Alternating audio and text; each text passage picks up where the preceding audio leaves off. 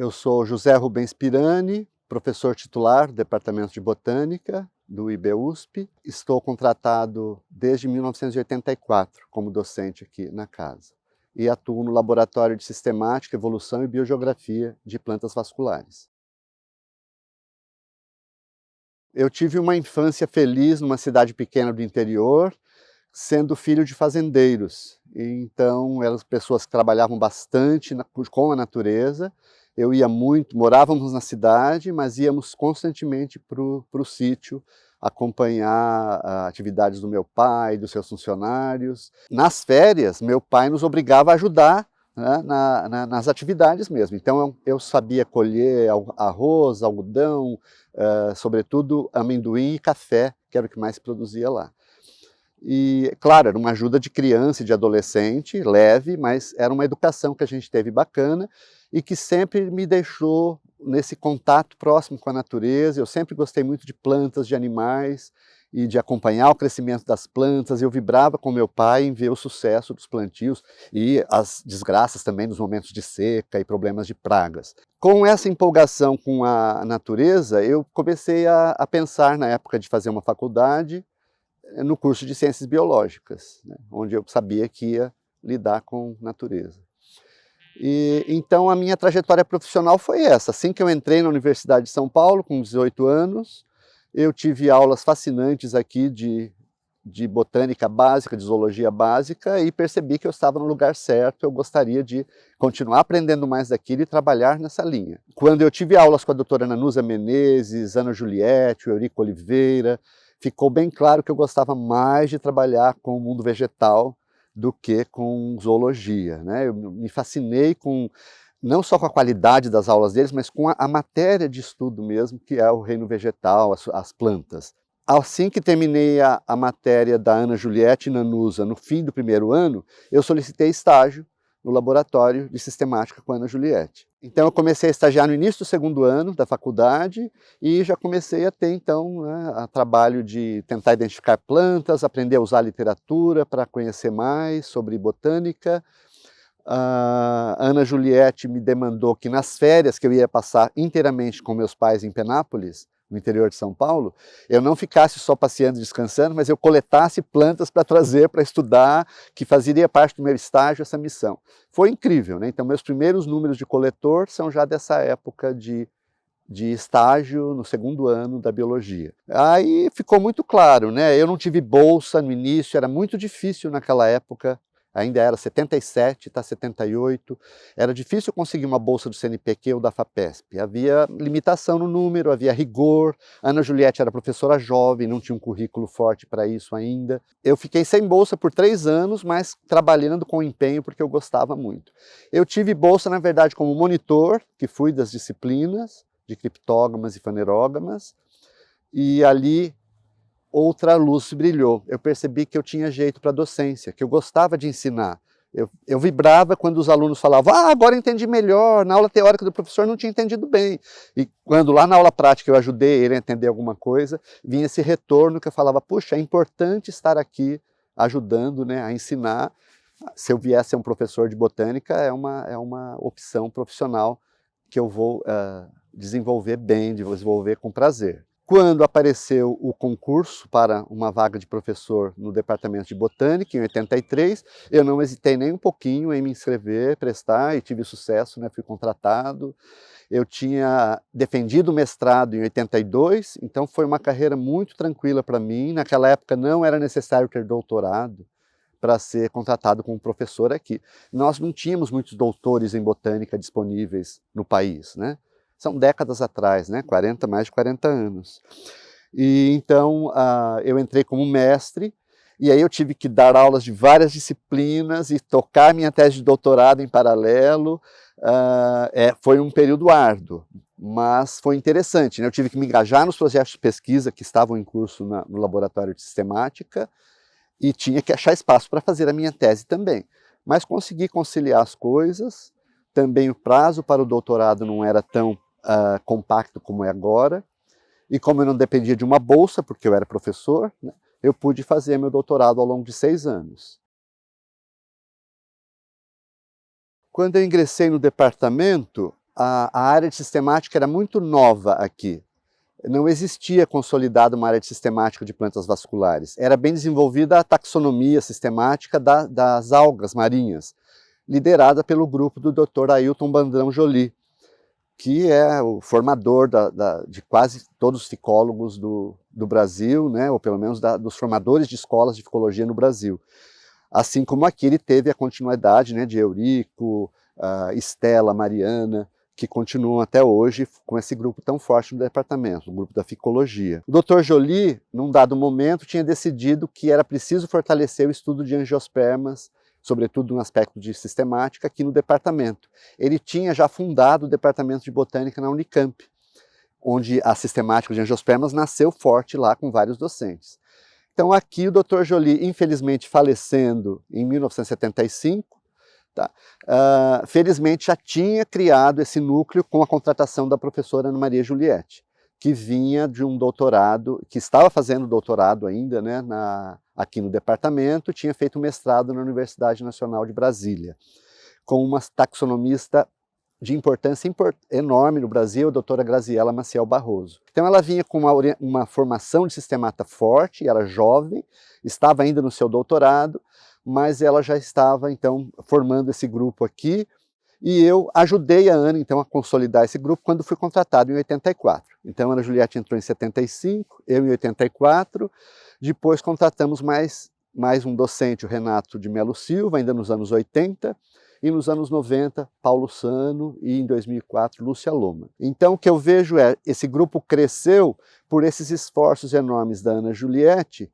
que foi sempre secundada por mim. Ela ainda era jovem, ela começou a ter muitas funções, comissões de trabalho, e eu via que eu, embora muito mais jovem que ela, já estava no laboratório como estagiário, depois como docente, ajudando no dia a dia do laboratório, que é manter tudo funcionando, né, o conserto de equipamentos, o uso adequado do herbário pelos alunos, orientando os alunos que estão ali no começo ainda, na ausência da Ana, e eu me fortaleci aprendendo também, abrindo as novos métodos que a gente estava tentando usar, porque a sistemática passou por uma fase de depender muito apenas da morfologia, e aos poucos a incorporação de dados de anatomia, de citologia, de química, foi engrandecendo muito essa linha de pesquisa como ciência. Eu ajudei a consolidar esse laboratório, conseguindo ampliar o seu espaço, de um espaço pequeno, compartilhado com a taxonomia de algas, lá no fundo do nosso edifício, onde ainda hoje é um laboratório de ficologia, para uma sala especial e bem mais ampla, que hoje é a nossa atual sala de seminários do departamento, era o laboratório de sistemática de plantas vasculares, angiospermas principalmente, e acoplado ao herbário. O herbário é um museu de plantas que o Departamento de Botânica recebeu da Faculdade de Farmácia quando ele foi consolidado como departamento. A Faculdade de Farmácia da USP tinha um herbário liderado pelo Wilson Rene, filho do grande botânico Federico Carlos Rene, fundador do Jardim Botânico de São Paulo, lá em 1918. Então, esse pequeno herbário de 7.000 plantas, cerca de 7.000 plantas, ficava na Faculdade de Farmácia. O foco deles era em plantas medicinais e tóxicas, mas Wilson Rene era um botânico e coletava de tudo para ter um herbário de referência forte. Plantas basicamente do estado de São Paulo. Quando esse herbário veio para cá, ficou no departamento de botânica, ele passou a ser gerenciado pela Ana Juliette, o professor Silvio Paniza, que era da área de plantas de importância econômica e medicinal. Ana Juliette e eu tivemos um papel importante em conseguir novos projetos de pesquisa, conseguir recursos para fazermos mais coletas de plantas por áreas, né, que explorávamos em nossos projetos de pesquisa, e engrandecer, fortalecer esse herbário. Para vocês terem ideia, o acervo de 7.000 plantas, de plantas vasculares do herbário, passou rapidamente a ter 20.000, 50.000 plantas em menos de uma década, com os esforços de projetos de pesquisa nossos, aumento do número de pós-graduandos que faziam seus projetos e iam a campo para fazer as coletas. Todo estudo morfológico, citológico, químico, depende de você ter um testemunho de planta herborizada no museu, que é o herbário, e isso resultava num crescimento dessa coleção, que hoje é a 7ª do Brasil em tamanho, né? 250.000 espécimes de plantas, guardadas no herbário, digitalizadas, com a maioria, cerca de 60%, estão com imagens disponíveis na internet, no nosso herbário. Então, hoje em dia, os herbários estão acessíveis até de modo virtual, né? Não são museus mais restritos ao acesso, como costumavam ser. Então, eu percebo que o Laboratório Sistemática cresceu com esses nossos esforços, ampliação de estrutura, de recursos para pesquisa, de área de trabalho, número de alunos, chegamos a ter um contingente de 40 alunos, entre pós-graduandos, estagiários de iniciação e pessoas de fora que vinham trabalhar aqui também. Isso no auge, né, de tamanho do grupo, que foi no final dos anos 90 e primeira parte da década de 2000. Esse número grande de pessoas, obviamente, não era compatível com o espaço que nós tínhamos lá dentro do departamento. Então, em 1995, nós tivemos a felicidade de poder migrar para esse edifício, edifício Ailton Brandão Joly, vulgarmente chamado também de Sobre as Ondas, porque fica sobre um lago, né? Ele era um edifício destinado apenas a aulas práticas aqui do Departamento de Botânica, até então. Na medida em que ele foi liberado dessa função pela construção do centro didático aqui no IB, esse prédio da Botânica ficou livre para uma das áreas ocupá-lo. E era um prédio que estava em péssimas condições, muitos dos laboratórios temiam mudar para ele sem adequada reforma. Nós, da Sistemática, precisávamos muito de espaço e ousamos fazer essa mudança, com um apoio, obviamente, né, de reforma infraestrutural, que veio, sobretudo, com a FAPESP. A FAPESP lançou programas de infraestrutura, naquela época, para ajudar as instituições de pesquisa do Estado a melhorarem sua infraestrutura predial, elétrica, hidráulica, enfim.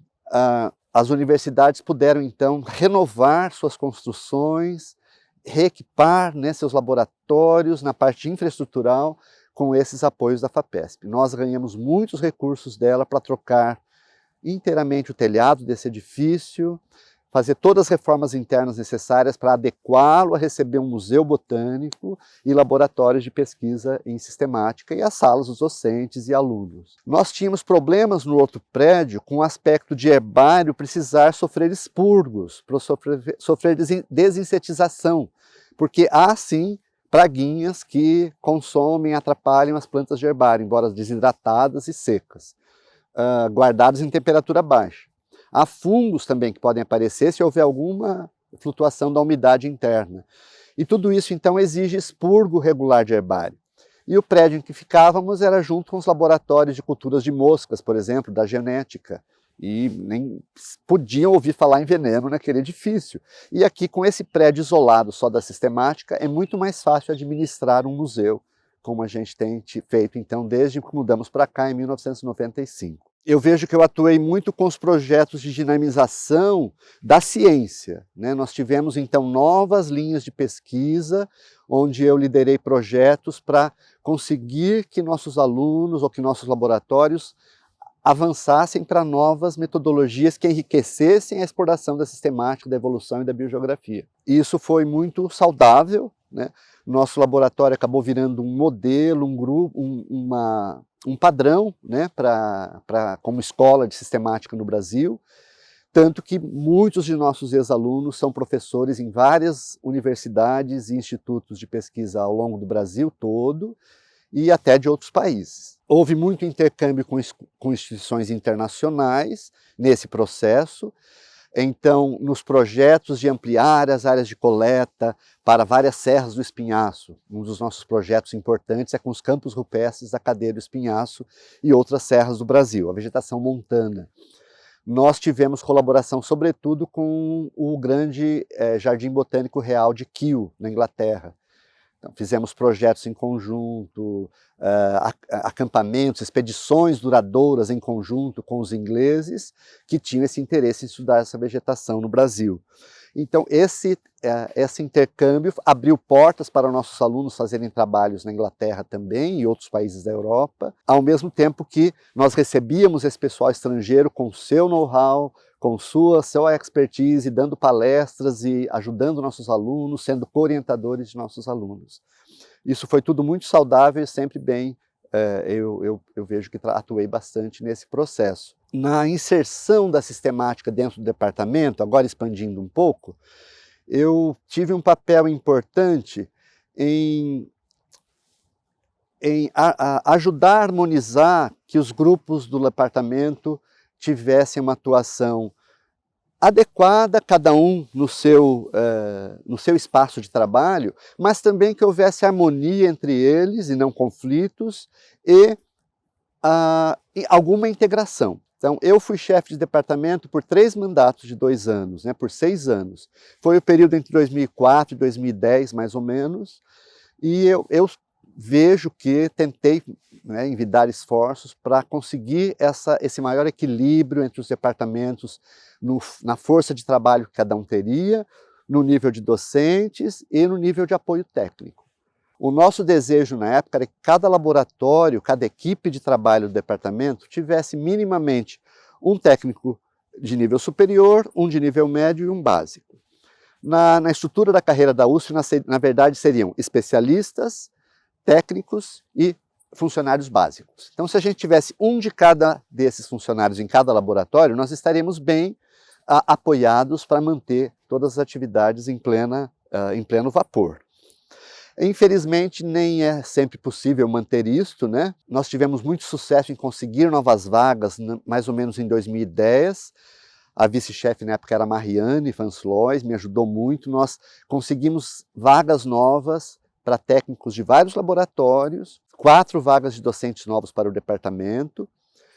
E, sobretudo, eu destacaria a vaga de um técnico agrícola para o jardim, que foi uma vantagem que a gente passou a ter em ter no jardim não só jardineiros e funcionários muito básicos, mas também um técnico agrícola que trouxe, sim, muita novidade, muita capacitação de uso adequado de insumos, de adubos, de novidades nos sistemas de poda. Foi uma pessoa que estava tendo o nosso apoio para fazer cursos de aperfeiçoamento também, e o jardim viveu um período muito importante de progresso. Infelizmente, né, a USP começou a perder funcionários no nível técnico, esse técnico agrícola nos abandonou para mudar de estado, e nós não tivemos a reposição desse quadro. Mas é isso que eu estava descrevendo, né? Cabe a nós, membros de um departamento, e eu fazia isso como chefe, né, tentar estruturar, fortalecer os grupos, e na botânica a gente tem esses 2 aspectos muito importantes, além dos grandes laboratórios, né? A gente tem um museu, que é o herbário, e um jardim, um fitotério, todo equipado com laboratórios e área vasta de cultivo de plantas para apoiar nossas disciplinas e também as pesquisas, né? Então, é uma área que depende muito de recursos constantes, de apoio de funcionários bem fundamentados, né, em número suficiente para que isso funcione. E depois dessa minha trajetória como chefe, eu continuo colaborando no departamento, com minha experiência, com minhas ideias, sempre que necessário. Eu vejo que quando nós incorporamos o herbário ficológico, que ficava no 3º andar do prédio da André Dreyfus, junto com o departamento de genética, né? E incorporamos esse acervo aqui junto do resto do herbário, foi uma junção de esforços com a área da ficologia, foi um fortalecimento para o herbário, que passou a ter o acervo pleno num prédio só. Então, os esforços para expurgo, para controle, para angariar verbas, para informatização do herbário como um todo, seja no setor das plantas vasculares, no das algas e outros grupos, na xiloteca, na carpoteca, isso tudo fica otimizado se a gente centraliza mais. Então, foi outro esforço que eu me orgulho de ter conseguido fazer, e claro, teve o apoio da pessoal da ficologia em perceber que essa missão era importante. Quanto à xiloteca, ela realmente é um esforço grande do professor Gregório e Verônica, mas também o herbário deu um apoio bastante grande para nós hospedarmos parte grande da xiloteca dentro do prédio do espaço do herbário, né, na área de sistemática. Outra parte fica no setor do fitotério, aqui em prédios separados. Na pesquisa, desde que eu comecei aqui na botânica, eu conduzo 2 principais linhas. Uma relacionada à florística, fisionomia, estrutura da vegetação montana do Brasil, sobretudo campos rupestres da cadeia do Espinhaço e outras serras, que é uma região rica e cheia de endemismos, novidades incríveis, né? E a outra linha é focada no grupo das sapindális. Ali eu faço sistemática, morfologia, anatomia, a integração do da maior fonte de dados possível para entender esse grupo das sapindális, que é a ordem com 9 famílias, onde estão famílias como a da manga e do caju, da laranja, do pau-marfim, do cipó-uva, do guaraná, plantas de importância econômica e importância florística ecológica muito grande no Brasil. Então, nessas duas linhas eu tenho formado alunos e feito projetos que eu considero inovadores e contribuíram para o progresso na ciência. No ensino, então, eu oriento pessoas nessas linhas, mas também em outros grupos de plantas, porque nós botânicos aqui no Brasil temos o país de maior diversidade de flora do mundo. É muito importante o taxonomista não ser tão especializado assim quando ele vai pelo menos fazer atividade de ensino. Então eu já orientei alunos em muitos grupos de plantas e esses seguiram então na sua especialidade. Também acho que um papel importante no ensino é a gente zelar pelo progresso do currículo do IB.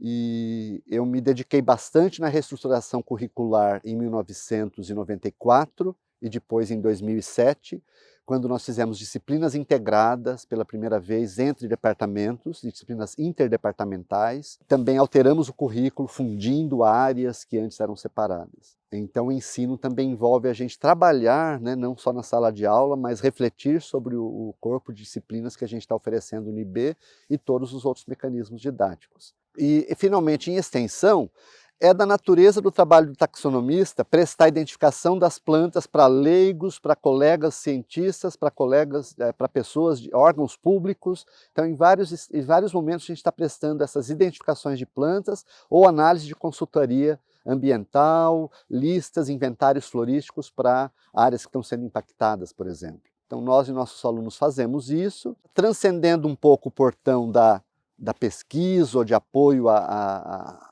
ações, né, a ações novas no ambiente.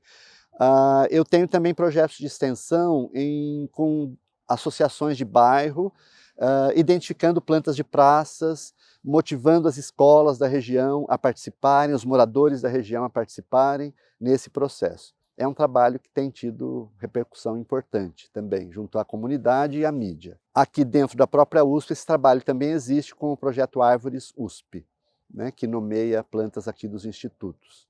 E mantém isso num site também para consulta, com informações bem diversificadas. Entre atividades, produções, das quais eu me orgulho de ter estado envolvido ou coordenado, eu não tenho dúvida que eu destacaria a repercussão que tem em nossos trabalhos de florística, de estudos de vegetação, de floras mesmo, né, com chaves de identificação, caracterização, descrição das espécies em cada região e documentação fotográfica e ilustrativa, para o meio ambiente, para a conservação ambiental. Então, nossos dados ao longo dos projetos de pesquisa na cadeia do espinhaço resultaram em apoiar decreto e implantação de unidades de conservação.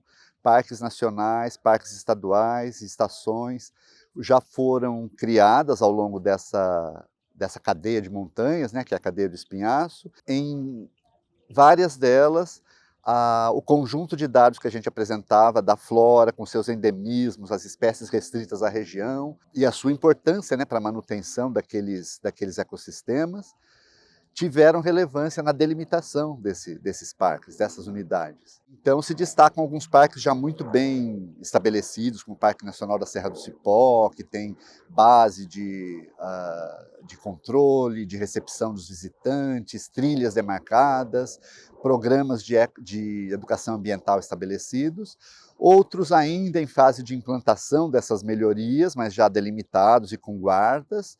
E eu destacaria aqui o Parque Estadual de Grão-Mogol, no norte de Minas Gerais, na verdade nordeste de Minas Gerais, onde, com a nossa documentação, a flora completa da região, nós acabamos tendo esse parque estadual delimitado e também com base implantada, e com a gratificação enorme que eu recebi com carinho que foi o título de cidadão honorário da pequena cidade de Grão-Mogol. Então eu vejo como talvez um dos reflexos mais relevantes dos trabalhos de flora transcendendo a ciência, né, essa repercussão, esse impacto que existe nesses dados para a conservação ambiental. Eu vejo o departamento de botânica, com a sua grande diversidade de áreas de pesquisa, como um verdadeiro microcosmo dentro do IB. A gente lida com pesquisas, áreas de trabalho que nos outros departamentos estão mais distribuídas, e a gente consolida num departamento só. E eu vejo que nós estamos diversificando isso ainda mais, mas que o departamento vai então crescer nessa intensificação, nessa dinamização, nessa modernização das suas pesquisas, mantendo, entretanto, aquele coração da botânica, que é entender a diversidade, ter pesquisa em sistemática, ter pesquisa em anatomia básica. Então, passar para novas fronteiras, né, do conhecimento e das abordagens técnicas científicas, sem abandonar as pesquisas básicas tão importantes na botânica.